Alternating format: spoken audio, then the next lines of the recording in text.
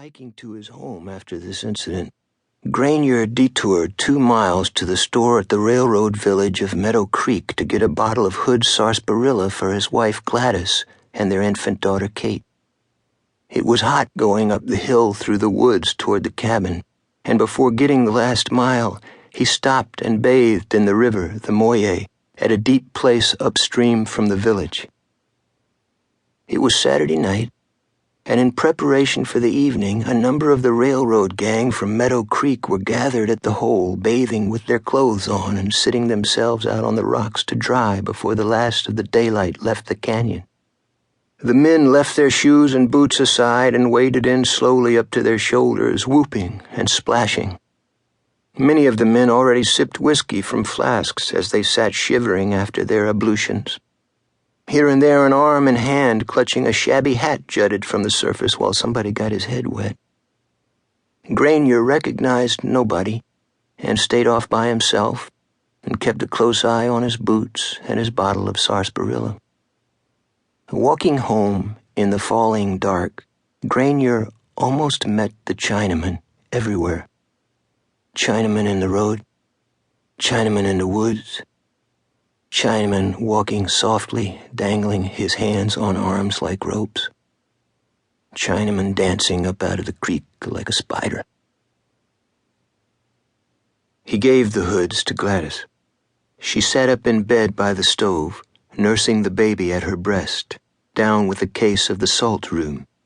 She could easily have braved it and done her washing and cut up potatoes and trout for supper, but it was their custom to let her lie up with a bottle or two of the sweet-tasting Hood's tonic when her head ached and her nose stopped, and get a holiday from such chores. Granier's baby daughter, too, looked roomy.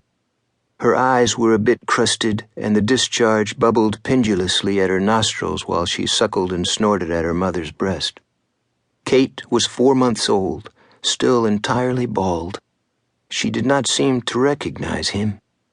Her little illness wouldn't hurt her as long as she didn't develop a cough out of it. Now Granier stood by the table in the single-room cabin and worried.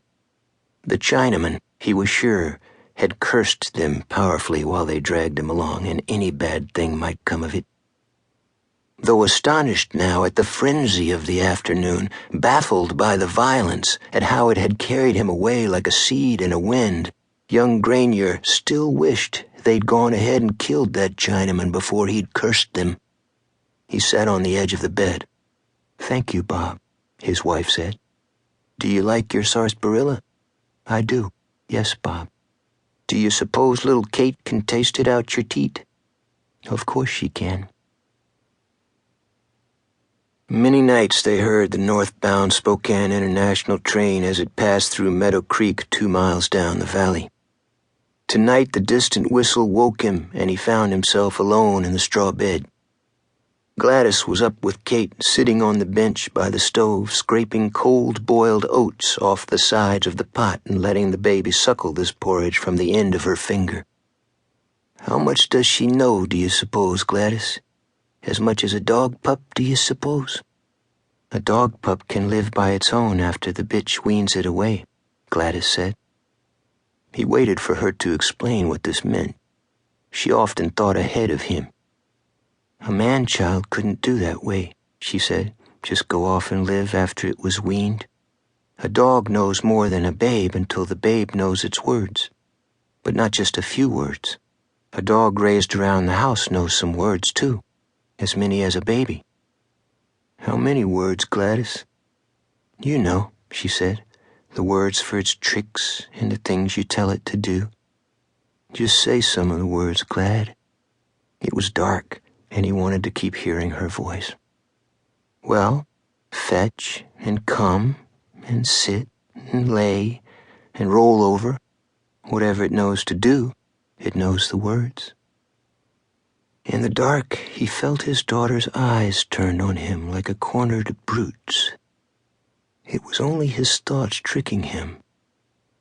But it poured something cold down his spine. He shuddered and pulled the quilt up to his neck. All of his life, Robert Granier was able to recall this very moment on this very night.